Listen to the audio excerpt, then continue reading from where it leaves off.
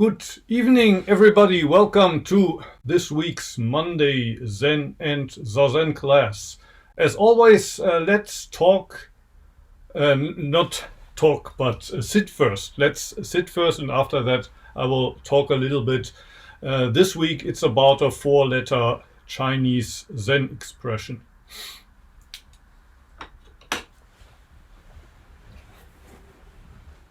我们前面还是先做半个小时，然后今天讲身心合一啊。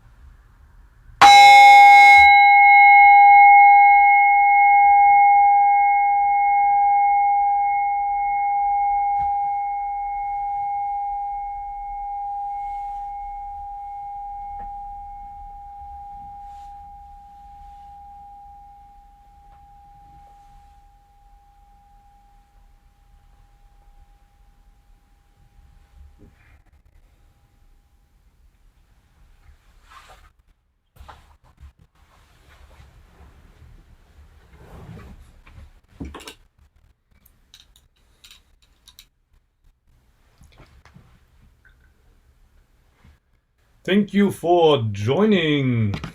Bernal says maybe his connection is bad. It could also be my connection. I don't know. If anybody else had problems with their connection. It's better now. I hope it's not a problem on my side. Anyway, today, first of all, I would like to invite you to join into a small thought experiment. Let's suppose you and a loved person are involved in an accident and you're both carried to the hospital, but your loved one is brain dead. But their body, except for the brain, is totally okay. While you survive, but your body is badly damaged, so you need an organ transplant.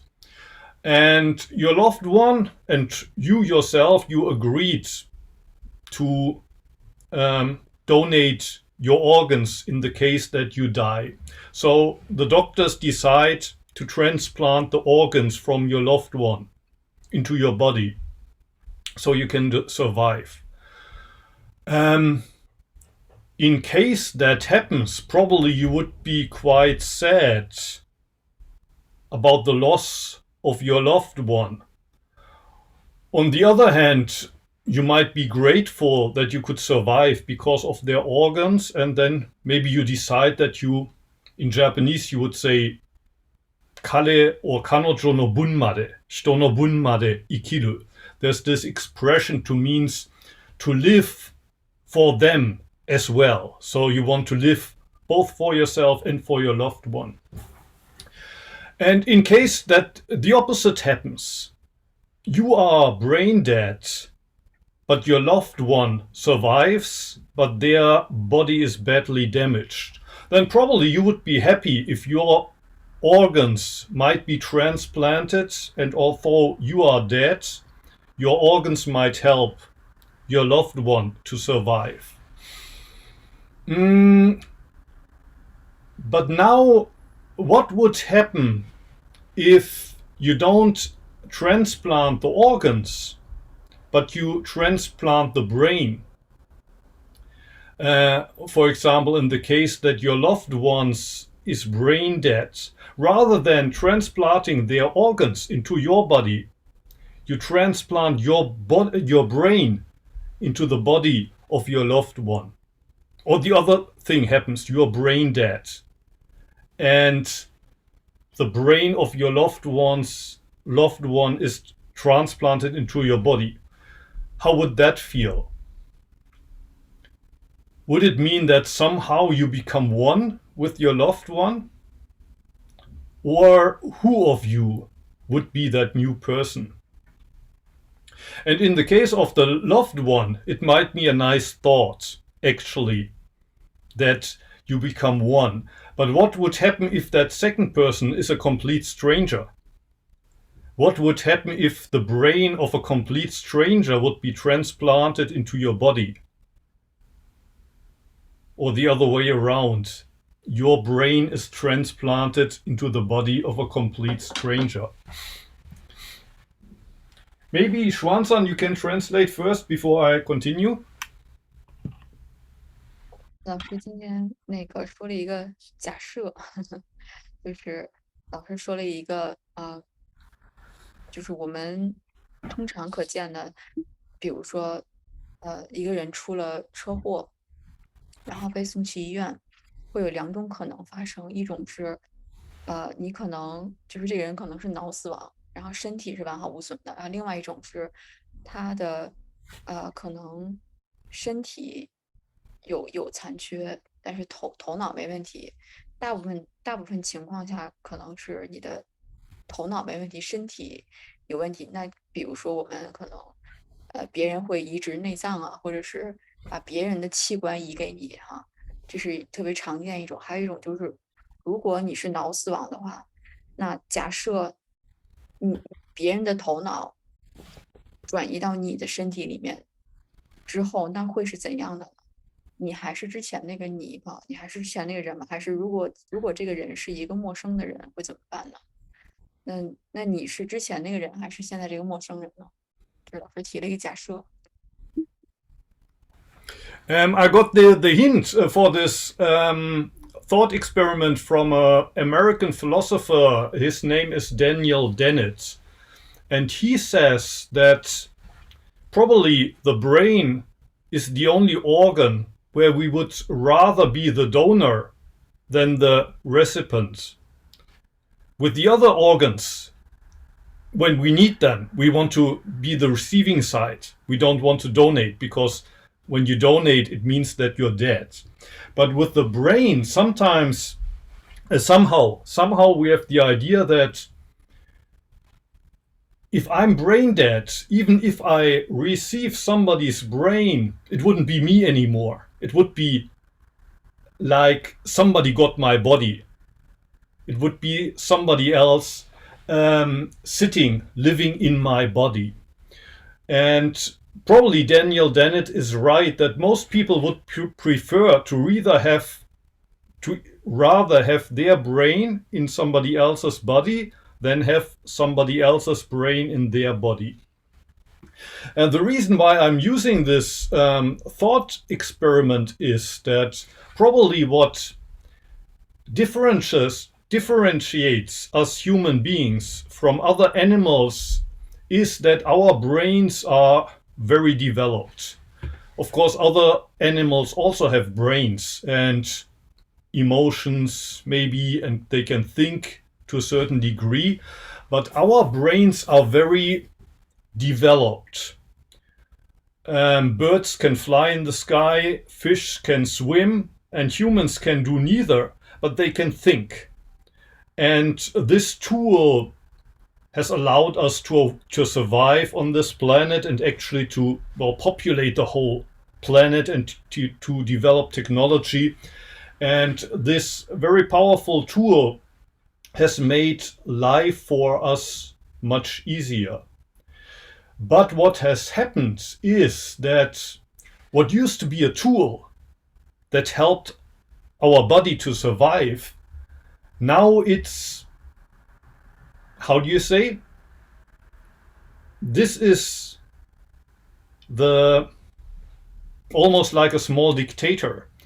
And what used to be the tool now regards the body as a tool. And we even think that if this body dies, the brain could just occupy a different body. So I think one problem that we have, we especially modern people, is that our brains and the body have completely become disconnected. And we think that everything that comes below our neck is only a tool to allow the brain to survive. They are not connected anymore. The brain is not one part of the whole organic unit that is our body.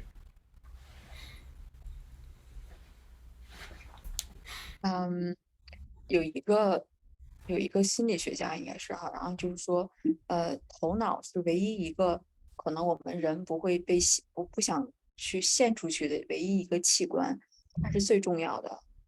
大部分人可能觉得自己会有头脑，就是自己的头脑重要，而不是身体。这也是我们人与动物不同的一个大的区别，就是人之所以发达啊，它之所以比动物好像高级，也是因为我们的头脑很发达，我们有想法。头脑让你的生活变得简单，让你的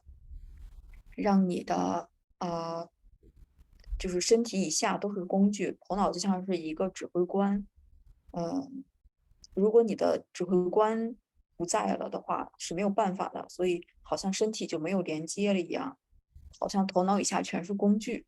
其实老师就分析一下就是你人的头脑和身体的一个关系。And well, the Chinese phrase that I want to talk about today in Japanese, you would read it Shinjin Ichinyo. Shin is the body, and this Shin, in Japanese, you read them both Shin. This is the mind. And maybe some of you know the phrase Shinjin Datsulaku, body and mind dropped off. I think we already talked about that one. That's what Dogen experienced in China. And when he came back to Japan, when people asked him, well, what did you find in China? That's one answer. Body and mind dropped off. This is another phrase that Dogen Zen uses, and basically it means body and mind are one. They are connected. You can't separate body and mind. And maybe in 2 weeks I might talk a little bit more about this. I think that's also the reason why, for example, Dogen Zenji in his explanations for Zazen, and in 2 weeks I might talk a little bit about those. He talks about the posture quite a lot, but he says surprisingly few things about what we are supposed to do with the mind during Zazen. Although that's what most of us want to know. Okay, I can sit, but what am I supposed to do with the mind? Isn't it about the mind? The reason why Dogen Zenji says so few things about the mind is because when we get settled in our body, when we concentrate on what happens below our neck, our mind automatically will also settle because they're connected. There's no reason to adjust the mind and then think, now I have to do the adjusting of the mind. The body is sitting still, but now comes the important part, the mind. No, when they're really connected and in harmony, just settle in the physical posture and that will be enough. 然后老师说，就是我们今天其实想讲的是道元禅师他之前说过一个身心一如啊，不是身心如一，身心一如，就是道元禅师他从中国学习回来之后，有人问他说你在中国找到了什么？你学到了什么？然后他就是写了这四个字，身心一如，意思就是你的身体跟心理其实是分不开的。2周以前呢。老师其实讲过一个，就是有同学提问哈，那个道元禅师其实他讲坐禅的时候讲身体应该怎么做，就是你的姿势特别多，但是没有怎么提到就是你的心理还有头脑应该怎么办。而恰恰相反，大家好像都特别关注，哎呀，我坐禅的时候身体或者是心理安静不下来应该怎么办？但是道元禅师好像没有特别提到，然后或者是说特别少。为什么呢？其实就是因为，你的身体稳定以后，心理自然就稳定了。你的身体和心理是合一的，是没有分开的。所以道元禅师，大部分的著作哈，主要写的是坐禅的姿势，很少提到，心理或头脑应该怎么办。So in 2 weeks, I want to talk a little bit about what Dogen Zenji actually writes in his explanations for Zazen.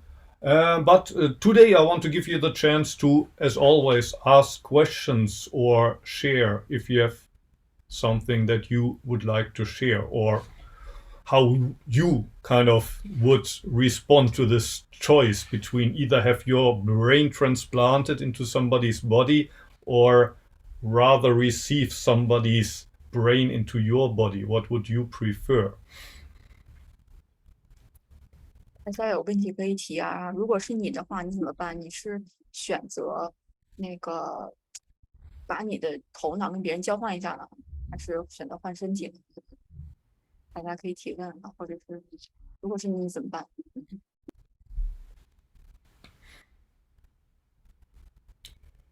？Any questions? Anything you would like to share? Bernal raised his hand. Bernal, please.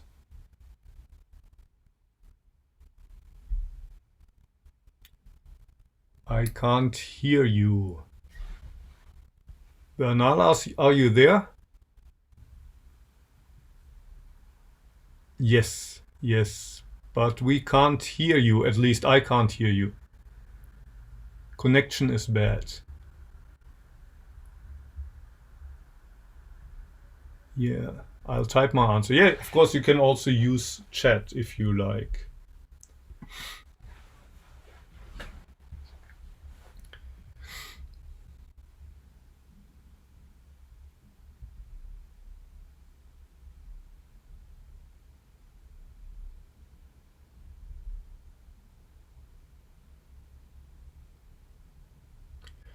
While Bernal is typing, if somebody else, Aiko, please. And Aiko, thank you for support that arrived today. Oh yeah, no problem. Thank you for your classes.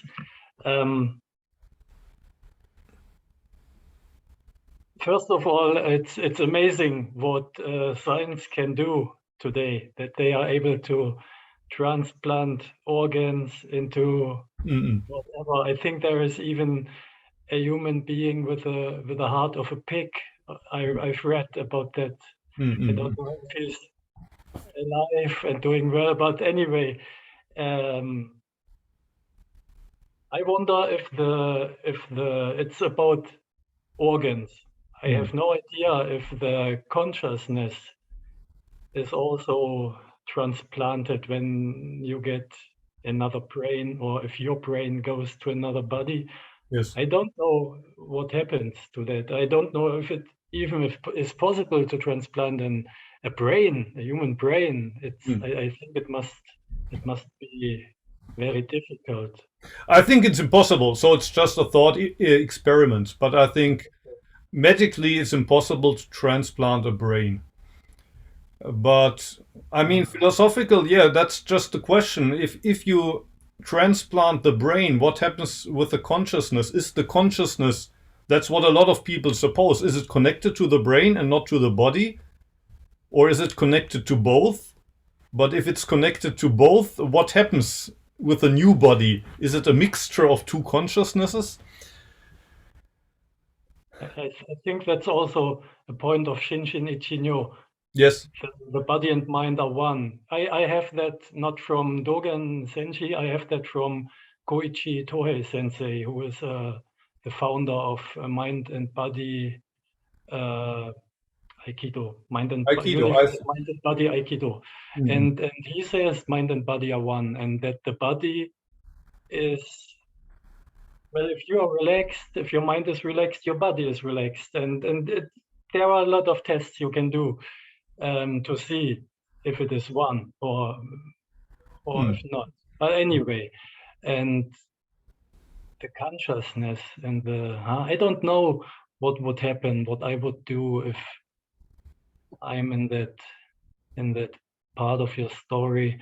But selfishness is also, I can clearly see that my selfishness gets activated, and that when it is about a loved one, that's not so much a problem. But if it is a stranger, then suddenly it is a big problem, and I don't know what I would do. But it's an interesting thought experiment. Also, I think about what is the experiment all about? Is there a purpose of this? Of the experiment? Yes. Well, the point I'm trying to make is that what used to be connected and what used to be helpful for the body as a whole somehow has to develop into something that looks down on the body as a mere tool. It's almost a little bit like what happened in the late 20th century and now in the 21st century, when we discovered the internet, we developed smartphones, computers, and at first it was really very convenient. You could communicate with people all over the world. You can send messages in no time. Everything got faster, cheaper, and your whole world becomes so big. But then now what a lot of people realize is because of this smartphone here, it's not that I have more time now, but rather if I don't take care, all of the day I'm used by this. It's almost as if I'm a tool for the smartphone. The smartphone used to be a tool for me. And I thought, oh, this is really convenient for me. But I realized actually I've become a tool for my smartphone, and my day is actually shorter than it used to be. And our brain has developed into something like the smartphone. It helped us to survive in the beginning, but now we become tools. The rest of us, the rest of the body is only a tool for the brain to survive. And I think that's a little bit, well, worrisome. So we lost this wisdom that mind and body are supposed to be connected. It needs to be a unit. Actually, we can never cut them and say, here, there's your body, here's your brain, which is you. Probably that will never really be an option. Or as Andrea writes in the chat, we are both. We are both. You can't really disconnect it. That's the point I was trying to make today with that thought experiment. Yeah, it's one. Somehow it's one. And I don't really have a question. I just want to make that comment. Thank you. Thank you.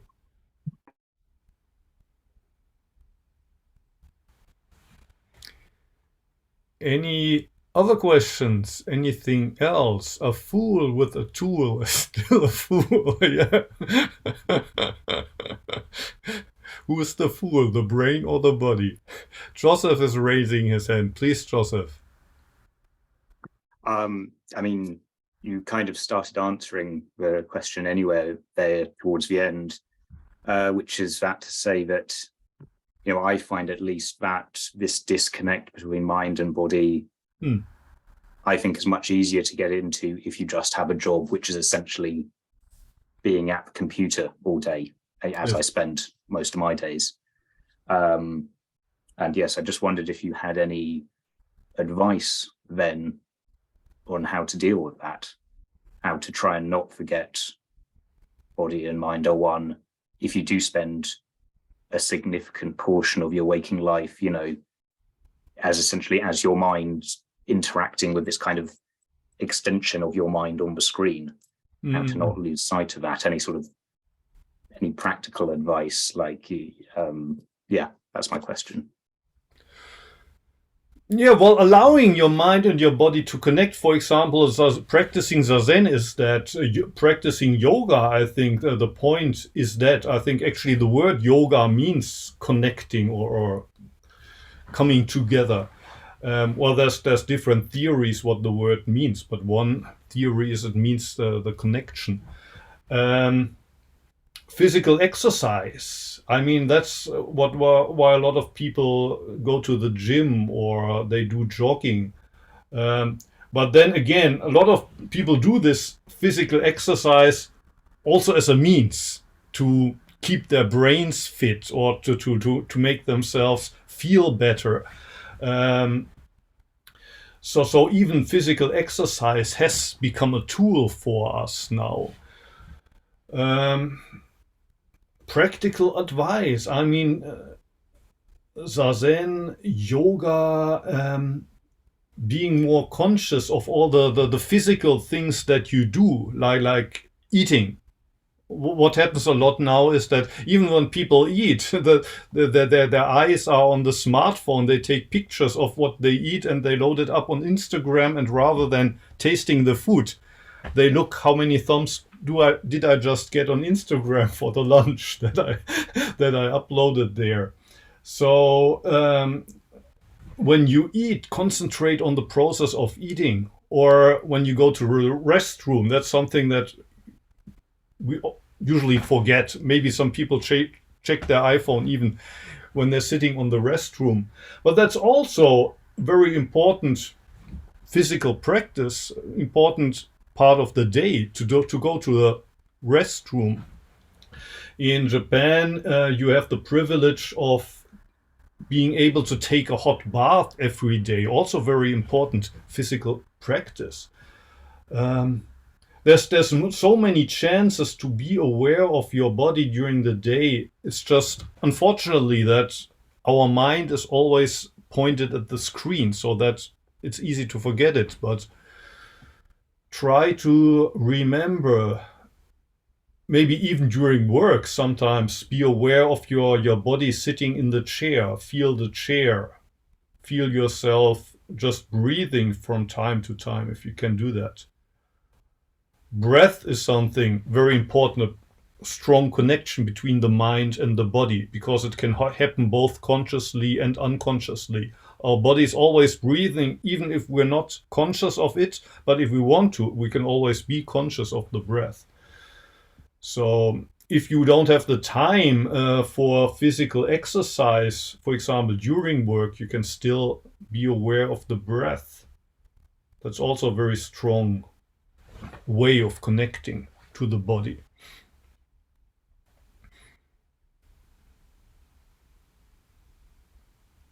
Bernal, please. Can you hear me now? Yes, I can hear you and see you. Okay. Did you see the questions that I typed? If not, it's okay. I saw the chat. It comes to my mind. Am I my brain? Am I my body? What would change if the exchange happened? Would anything at all change objectively? Maybe I can only answer to your question with more a question, but I think it's interesting. Yeah, I think it's interesting as well. Probably that exchange will never really happen. And if it would happen, I don't know. I don't know what would happen. Like, for example, also if you switch two persons, both of them are alive, you transplant one brain into another body and the other way around. You switch two persons' brains. What would happen? Would you be in the old body or would you be in the new body? Would your consciousness move with the brain or would it stay with the body? I don't know. I don't know. Probably it will never happen. That kind of switch will never happen. I don't know. I don't know the answer.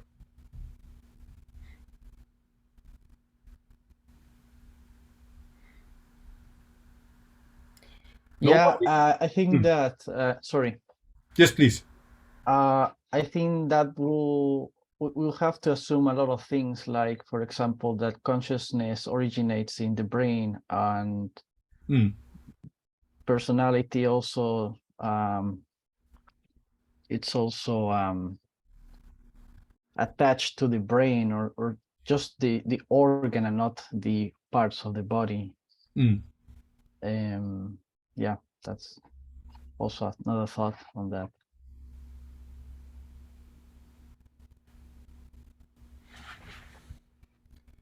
Ling Shu is raising her hands. Hi. Hi. So about the answer, like I have two answers. If I'm gonna transplant my brain to other body, like other people's body, or the otherwise around, like vice versa, I will say yes. I would like to receive my mom's brain, so it will live for me.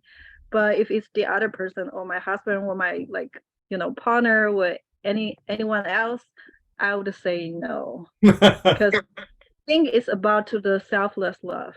Yes, if my mom, I feel like she lived for me and she will remember.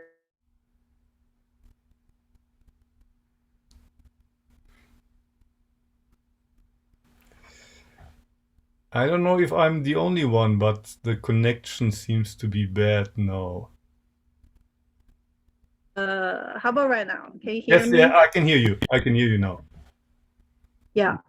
So I just feel like, oh, if I really love this person selfless, and I will be okay. Like if we live forever together. If the other person, I feel like maybe they will appreciate for a while, but after that, they're probably gonna just, be a human personality again. Yes, this is about the answer and how we're gonna connect our brain to our body. It just reminds me, like, no matter what kind of story, what kind of like stuff, always go back to the one point is live at the present. Like you said before, be aware about your body, be aware when you're breathing. I just feel like it's about living at present. And just yesterday, I read a book. There's a sentence. It is really like I feel shocked when I read it. It says the only difference, like you're alive or death, is when you dead. Like when you are dead, there's no future. But thinking about living at present makes me feel much more calm and peaceful. Yes. Because we don't have the future. Like the past cannot bother us anymore. It cannot hurt us anymore. Like the future, we don't really actually have the future if we really focus on what happened right now. Be aware like what we are right now. So it kind of like that wasn't that horrible thing. Like before, I was really afraid of that. Like, oh my God, you know, that's the topic I will never ever want to talk about. But think about the difference. Like, I have the present right now. For the future, I don't have future. But right now, I don't have the future either. In a way. Yes. Thank you. This is all I want to share. Thank you. Thank you. Yeah, I think much more important than the future is to have the present, to live in the now. That's the most important thing. And normally our minds are always somewhere in between the past and the future, but never here. I think that's our problem. Diane had been raising her hand, and also Marek is now raising his hand. Diane, did you want to say something? Well, I think this is a really complex thoughts for me to think about. But what occurred to me was how you made me think most people are always thinking about caring for their body, and that almost implies your organs, your limbs, those parts of your body, but you don't think about taking care of your mind. So mental health, which would have a role in deciding, well, would I want that person's brain because they didn't take care of their brain? So that's what occurs to me. I don't know if I'm in the right direction here, but it's really important to think about not only how are we taking care of our body. And when you said the yoga connection, that is very relatable. And without being aware of it, you are taking care of your mind. And your mind is almost, like you say, the most important organ. But we don't think of that when we're thinking about caring for ourselves. And maybe if we thought, well, if we are going to die and someone can use our brain, maybe we ought to be more aware of how we're taking care of our brain. So that's what I wanted to share. Thank you. Marek, you also raising your hand? Yeah, I wanted to say hello to Xuan and say thank you that she remembers my cat. My 20 years old almost patient, and so regrettably I can hardly say she's okay because she's still sick. She has developed a tumor on the back of her neck, and it's in the according to surgeon, the surgery would be very risky and would probably take her life. So it's quite painful to see that her tumor grows, but she's still despite this, she's still purring all the time. So she shows me how much she enjoys the life and being here. And so she functions she functions pretty well, which is a lot of bad things that happen they happen in my mind now, and so it's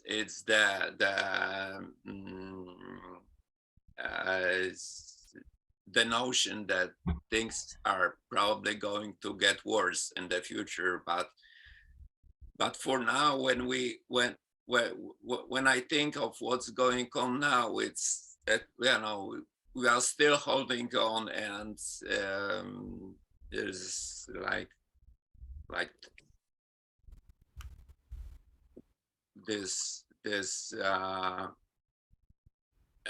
condition that like the first symptoms were seen in December, and it looked, and at the beginning it looked like a very minor problem with her hair, and then it turned out that it is caused by a tumor that develops. But referring to the topic of today's meeting and this brain transplant, and if I may share something, is that because I am I'm thinking about this animal of mine and about cats in general. So my thoughts sometimes go to the direction if an experiment like this of transplanting brain would be possible, would that be ever possible to become a cat myself and to try how it is? Either a small cat like this one or a big cat like the lions that we can see over the YouTube, and to experience how it is to be a different beast, a different animal, and to how would be to live with a different set of limitations that we all have. So to having a smaller brain, but more agile body, and other good things perhaps. So that there were my thoughts when I thought about this brain transplant. Would that be possible to become a cat ever? And the last thing when I was reflecting about what was said today was that to some extent I have in my home I have ashes of two cats that are no longer with me. The one that died like 20 years ago, and the other one, the sister of, I had a sister of this black cat. She has a sister, a tortoise shell that died last August, and there are just ashes of her. And so what I realized, that the only thing that is left perhaps in this world that is connected to them is my memory. So I thought that that after they are no longer physically with us, so they are here in this world to the extent that they are still in my heart. So to an extent, I live in this respect, for them to keep memory and to tell you about them, what a wonderful cats they were, and what a wonderful creatures, how privileged I was to meet them, and quite the same like this black one. So well, anyway, it was very nice that Xuan remembers that I have this cat, and that she didn't feel well, and well, unfortunately that's what it is. So it would take a miracle to make her healthy again, but well, so that's what it is. So anyway, it was nice it is nice to be with you again. And Thank you for sharing. hello. Anything else that you would like to ask or share? If not, we're a little over time already. So if there's nothing else, I would say, if you want, let's meet again. Or did you say, Thomas, did you say something? Yes. Please. Possible. Please. I know it's late. Please. Okay. I think when it will be possible to transplant brains, it can help you also to change your mind in this way, that you got another look on things. You can change better your points. I think this is a problem why a lot of people can't imagine how it is to live exemplary in another body. And this is the reason why they have so many problems with these people. So on the other side, this could be very good for a lot of people. For some people, I think it's not a good idea. Well, it might be interesting to at least think about what it would be to be in somebody else's body. Oh, of course. Or for somebody else to be in this body. So yeah, thank you. And if you like, next week, same time, same place again. Next week, I want to talk about Sawaki Roshi's saying, but then in 2 weeks, I want to talk about Dogen's manual for Zazen and how much emphasis he places on the physical posture on the body. Okay, have a nice week. Have a good night. You too. See you again. Thank you. Bye-bye. Bye. Bye. Thank you.